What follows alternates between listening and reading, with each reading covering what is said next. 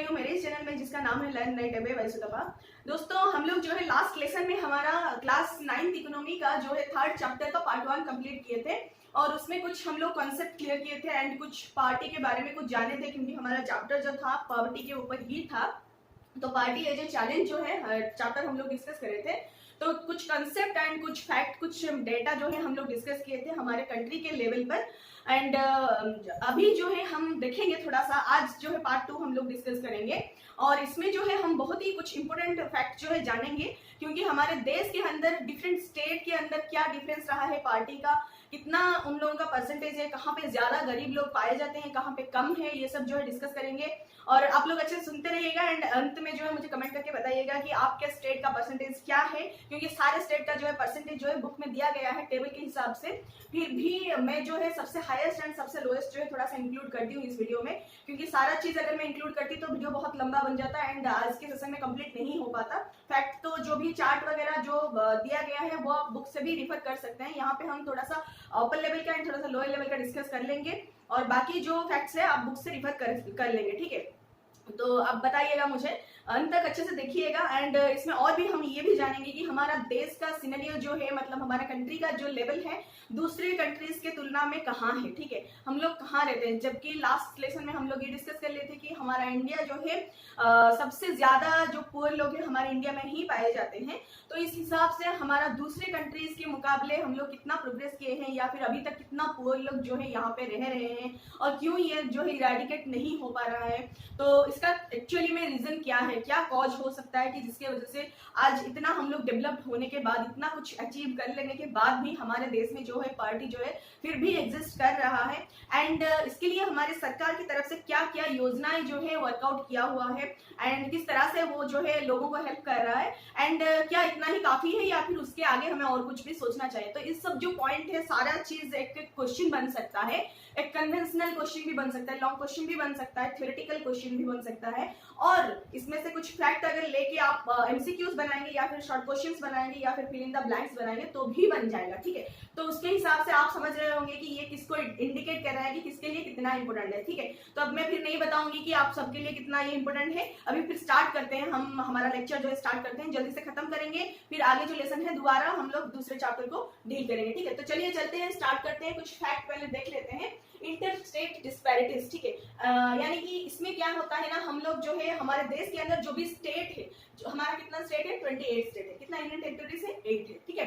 तो उनके अंदर जो है कितना पुअर लोग जो है पाए जाते हैं, उनमें जो परसेंटेज ऑफ पार्टी कितना है उसको लेके हम थोड़ा सा डिस्कस करेंगे। पहले हम ये जानेंगे कि ऑल ओवर मतलब इंडिया के ऊपर हम सारा स्टेट का अगर पार्टी का परसेंटेज मिला देंगे एंड डिवाइडेड बाय 28 करेंगे तो हमें जो है एक एवरेज पार्टी परसेंटेज मिलेगा जो कि है हमारा 21.9% in all India head count ratio, ठीक है। तो all India head count ratio, all India HCR in 2011 and 12 जो है हमारा इंडिया का वो है 21.9%, ठीक है। तो यहाँ पे जो है सारा स्टेट का जो है पार्टी परसेंटेज जो है मिला दिया गया है एंड एवरेज निकाला गया है।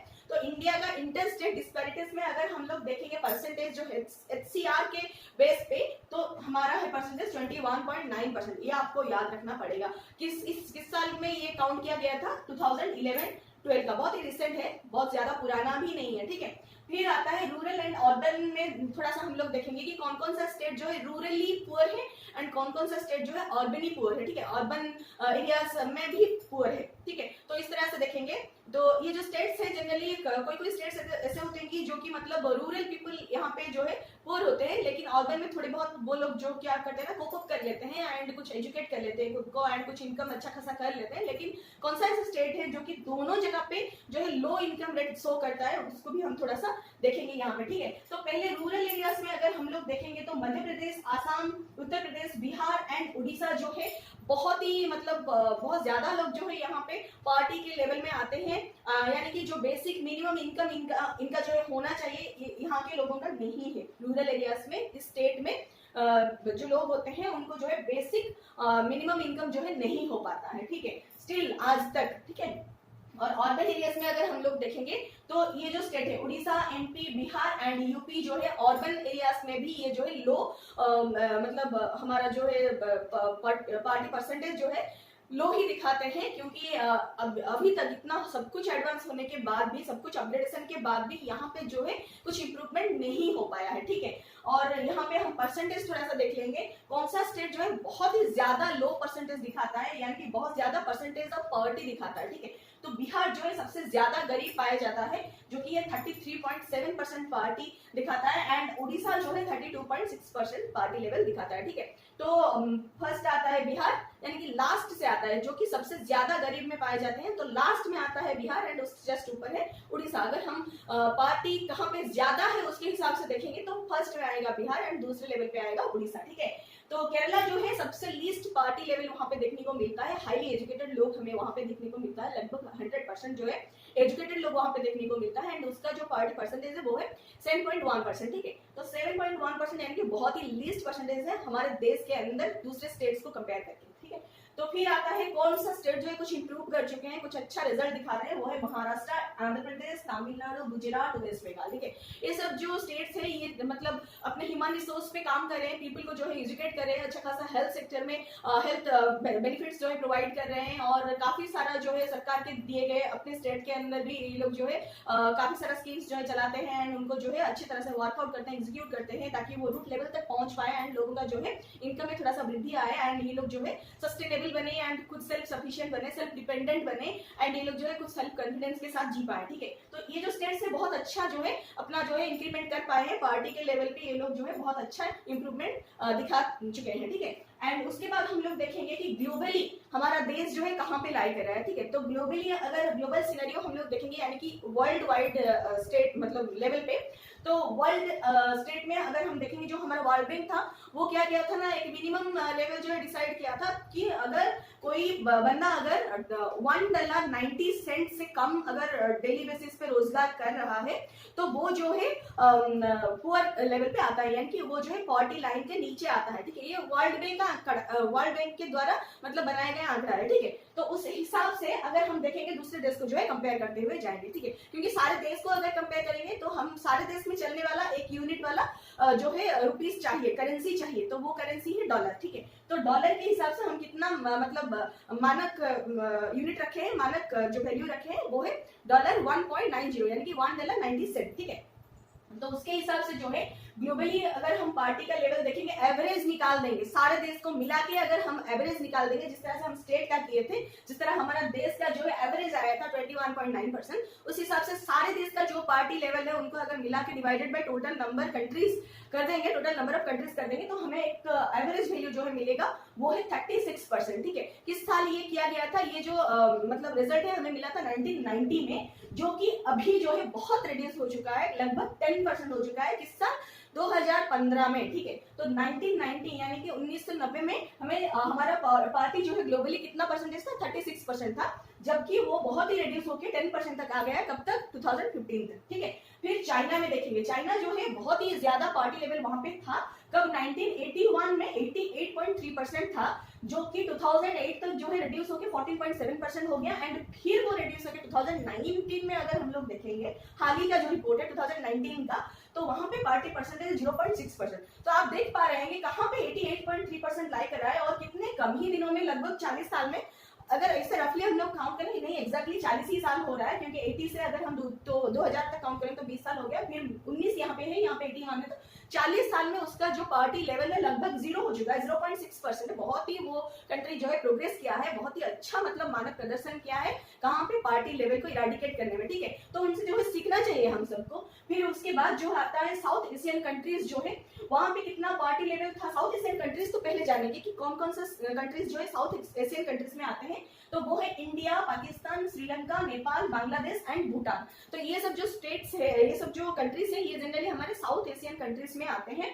तो इनका जो है पार्टी लेवल कितना था, 2005 में 34% था, ठीक है। अभी वो कम होके 15% हुआ है, कब तक, 2014 तक, ठीक है। तो लगभग आप ऐसे देख सकते हैं कि 11, 10, 12 सालों में ऐसे ही इतना कम हुआ है कि 34% से जो है 15% हो चुका है 2015 तक, 2014-15 तक। और इन नंबर अगर हम लोग देखेंगे तो मतलब काउंट किया गया है, तो परसेंटेज में हम लोग देख लिए, अगर उसको हम नंबर में कन्वर्ट कर देंगे तो 34% जब हमारा पार्टी लेवल था 2005 में, उस टाइम हमारा कितने पॉपुलेशन जो है पॉवर्टी लाइन के नीचे आते थे, वो है 510.4 मिलियन पीपल जो है पॉवर्टी लेवल में आते थे। अब क्या जो 15% में रिड्यूस हुआ 2014 में, वो कितने तक आ गया, 274.5 मिलियन पीपल जो है कम हो गए, मतलब कम 2014 में 274.5 मिलियन पीपल जो है पॉवर्टी लाइन के नीचे हैं, एंड बाकी जो है वो प्रोग्रेस कर चुके हैं, ठीक है। तो बहुत ही कम हुआ है, स्टिल हमें और भी प्रोग्रेस करना चाहिए, चाइना को फॉलो करना चाहिए, ठीक है। यहाँ पे सारी चीजों में फॉलो नहीं करना चाहिए, जहाँ पे अच्छा लग रहा है, जहाँ पे चीजें होनी चाहिए वहाँ पे होना चाहिए, ठीक है। ऐसा नहीं कि चाइना को यहाँ पे फॉलो करना चाहिए, मतलब चाइना का प्रोडक्ट जो है हम एकदम से लगा ले, सारे चीज में जो है चाइना का प्रोडक्ट ले लें और चाइना का एप्स वगैरह जो है उसको ही डाल दे मोबाइल पे, ये सब नहीं होता है, ठीक है। जो हमारे मतलब कंट्रीज का रूल रेगुलेशन है उसके हिसाब से हम जितना चाइना का चीज जो है फॉलो कर सकते हैं उतना करेंगे जो फॉलो करने लायक है, ठीक है। ऐसा नहीं कि सारा चीज फॉलो करना है, ठीक है। फिर आता है सब सहारन अफ्रीका। तो अफ्रीका में जो है फिर कितना था हमारा पार्टी परसेंटेज, 51% था। कब, 2005 में, ठीक है। 2005 में पार्टी परसेंटेज था 51%। 2018 में वो जाके रिड्यूस हुआ है, बस 10% ही रिड्यूस हो पाया है, और अभी 2018 का जो आंकड़ा है उसके हिसाब से 40.2% जो है सब सहारन अफ्रीका का पार्टी परसेंटेज है, ठीक है। और उसी हिसाब से लैटिन अमेरिका जो है वहां पे 10% जो है पार्टी परसेंटेज था, कब, 2005 में, और वो रिड्यूस होके आया है 4% तक।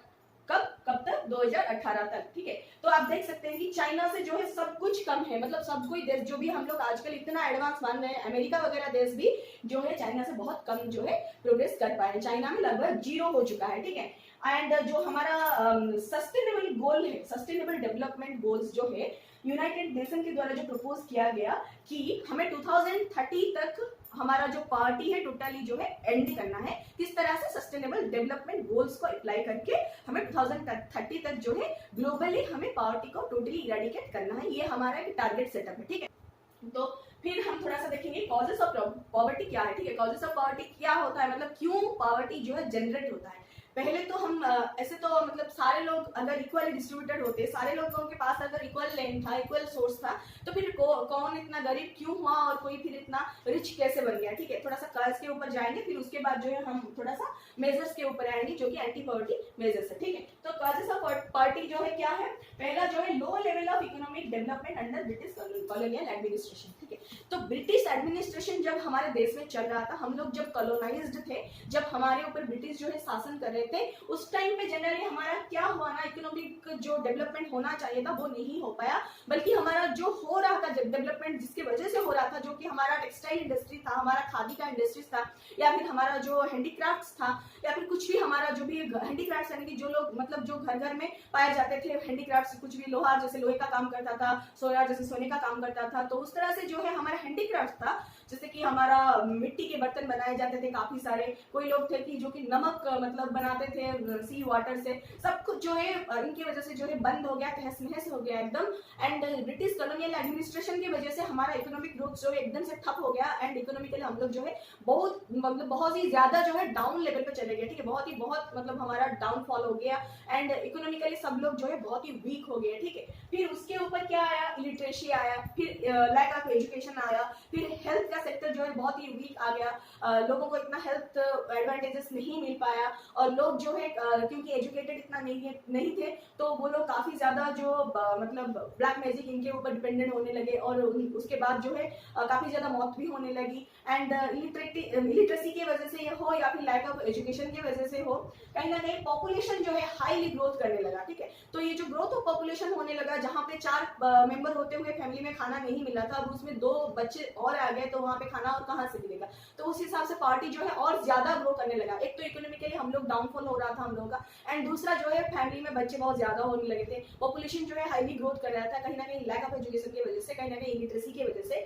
मतलब और फिर ये भी था कि ब्लाइंड बिलीफ हो रहा था, हेल्थ का सेक्टर भी अच्छा नहीं था, तो सबकी वजह से जो है ग्रोथ ऑफ पॉपुलेशन बहुत ही ज्यादा हो रहा था, ठीक है। और इनकम क्वालिटीज भी जो है बहुत ही मतलब डिफरेंस था, ह्यूज इनकम इनइक्वालिटीज था, ठीक है। इनकम क्वालिटीज में काफी ज्यादा डिफरेंस इसलिए था क्योंकि देखिए जो गरीब रहता है, मान लीजिए गरीब किसान है, ठीक है, उसके पास हार्डली कुछ सेविंग हो पाएगा या फिर नहीं भी हो पाएगा, लेकिन वो दूसरे साल फिर से क्या करेगा, वही खेती करेगा, तो खेती करेगा तो उसको कुछ नहीं तो एटलीस्ट बीज तो चाहिए, सीड्स तो चाहिए, फिर कुछ पेस्टिसाइड लाना होगा, फिर उसके साथ उसको लेके फिर फर्टिलाइजर्स चाहिए, इंसेक्टिसाइड्स चाहिए, फंजीसाइड्स चाहिए, तो सारा कुछ, फिर पानी डालना होगा, फिर खेत को जोतना होगा, तो सारे में जो लेबर आएगा, लेबर में एक्सपेंडिचर आएगा, तो सब कुछ के लिए उसको जो है पैसा चाहिए। उसके पास पहले से पैसा था ही नहीं, उसके पास खुद का लैंड भी नहीं है, लेकिन खर्चा करेगा कौन? वो खुद, ठीक है, खर्चा करेगा, ऊपर से उसके पास पैसा नहीं था, वो क्या करेगा? डेट लेगा, डेट लेगा तो फिर उसको क्या करेगा? रिपे नहीं कर पाएगा टाइम पे, क्योंकि उसके पास सेविंग नहीं है, और अभी भी अगर उसका लैंड नहीं है तो फिर जो लैंड का मालिक होगा वही अच्छा खासा ले जाएगा, एंड जो बहुत कम उसके पास बचेगा उसको सेल करते करते उसका जो खर्चा हुआ था वो भी नहीं निकलेगा, फिर वो डेट को कैसे चुकाएगा? तो इस तरह से जो डेटेंडेंस जो है बढ़ते हुए गया, एंड जो लोग गरीब थे वो और ज्यादा गरीब होने लगे, जो लोग लैंड ओनर्स थे वो और भी ज्यादा रिच होने लगे। तो इस तरह से जो है ह्यूज इनकम इनइक्वालिटीज जो है देखने को मिला, ठीक है। तो क्योंकि और वो लोग गरीब थे तो और भी उनके पास एजुकेशन भी नहीं था, वो लोग मजबूर थे कहीं ना कहीं डेट लेने के लिए, और दूसरे लोगों के ऊपर, जो रिच लोग थे उनके ऊपर जो है डिपेंडेंट होने के लिए, ठीक है। और इनकम इनइक्वालिटीज की वजह से और भी ज्यादा हम लोगों का इकोनॉमिक मतलब जो है डाउनफॉल होने लगा, इकोनॉमिक ग्रोथ जो है बहुत ही कम होने लगा या फिर डाउनफॉल होने लगा, ठीक है। फिर जो गरीब लोग होते थे उनको खर्चा भी बहुत लगता था, क्योंकि बड़े लोग जो होते थे वो कहीं ना कहीं अपने आसपास में जान पहचान में करके, मान लीजिए कहीं बड़े लोग होते थे तो उनका जो है अगर हेल्थ इश्यूज कुछ आता था तो वो बहुत अच्छा, उनके पास नॉलेज रहता है, पैसा रहता है, थोड़ा बहुत करके वो लोग जान पहचान निकाल के अपना काम जो है आराम से कर लेते थे। लेकिन जो पुअर होता है उनको चारों तरफ से जो है बर्डन जैसे दिखने लगा, ठीक है। कहीं पे भी वो लोग जाते थे, एक तो उनके पास पैसा नहीं है, फिर एजुकेशन भी नहीं है, फिर लिटरेसी भी है, उसके ऊपर जो है इनको और भी खर्चा करना पड़ रहा है, तो उसके हिसाब से उनका जो है और भी डाउनफॉल होने लगा। उस तरह से जो है हमारा पार्टी जो है और भी बढ़ने लगा, ठीक है। तो ये जनरली कॉजेस था हमारा, जिसकी वजह से पार्टी जो है इतना इंक्रीज हो गया। फिर हम देखेंगे कि हमारा एंटी पार्टी मेजर्स क्या क्या आया है सरकार की तरफ से इन सबको जो है डील करने के लिए। तो पहले तो आया है मतलब प्रमोशन ऑफ इकोनॉमिक ग्रोथ करना चाहिए, एंड दूसरा जो है फिर टारगेटेड एंटी पॉवर्टी प्रोग्राम्स जो है आया। तो पहला जो है एंटी पॉवर्टी मेजर में प्रमोशन ऑफ इकोनॉमिक ग्रोथ करना है। तो इकोनॉमिक ग्रोथ कैसे किया जाएगा?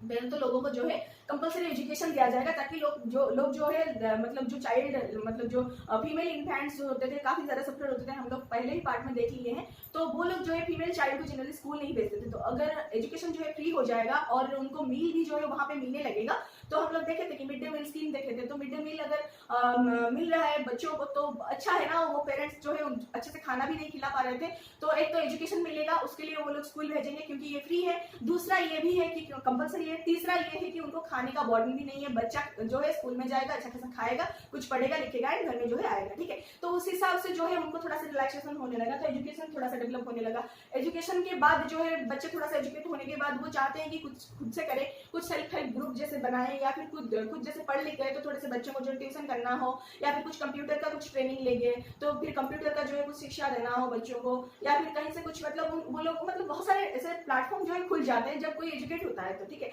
अब आजकल जैसे मोबाइल का जमाना आ गया, तो मोबाइल में तो ढेरों सारे जो है स्टार्टअप के बारे में बताया जाता है एंटरप्रेन्योर के द्वारा, तो वो लोग कुछ वहां से सीख भी सकते हैं, कुछ टाइम मतलब पार्ट टाइम निकाल के कुछ कर लेते हैं घर में बैठे बैठे, फिर दूसरे जगह पे काम भी कर लेते हैं, या फिर डिस्टेंस एजुकेशन लेके पढ़ाई भी कर लेते हैं। तो उस तरह से जो है कहीं ना कहीं इकोनॉमिक ग्रोथ होने लगा, ठीक है। एंड लोग जो है गरीब लोग जो है, जो कि हल इतना मतलब जो भी खेती का काम करते थे, हल करना ये सब करना जो है उनके लिए जो काफी ज्यादा मुश्किल हो रहा था, अभी गवर्नमेंट की तरफ जो है उनको सब्सिडी मिलने लगा, ठीक है। डिफरेंट जो योजनाएं होती है उनके अंदर जो है उनको सब्सिडीज मिलने लगा, और उनको जो है रहने के लिए घर मिलने लगा, और स्वच्छ भारत मिशन के अंदर उनको जो है टॉयलेट मिलने लगा, तो सैनिटेशन जो है फ्री हो गया, और पानी का जो है प्रबंध हो गया, तो उनको जो है पीने का पानी अच्छा खासा मिलने लगा। तो हेल्थ जो है इतना अभी रिड्यूस नहीं हुआ, हेल्थ सेक्टर भी अच्छा खासा मतलब सस्टेन होने लगा, ठीक है। मतलब हेल्थ सेक्टर को भी हम लोग जो है डायरेक्टली रीच कर पा रहे हैं। फिर जो उनको जो है सीड्स खरीदना होता था, फर्टिलाइजर्स इंसेक्टिसाइड्स हो गया, या फिर पेस्टिसाइड्स हो गया, जो भी उनको खरीदना पड़ रहा था वो लोग जो है किसान कार्ड के अंदर जो है उनको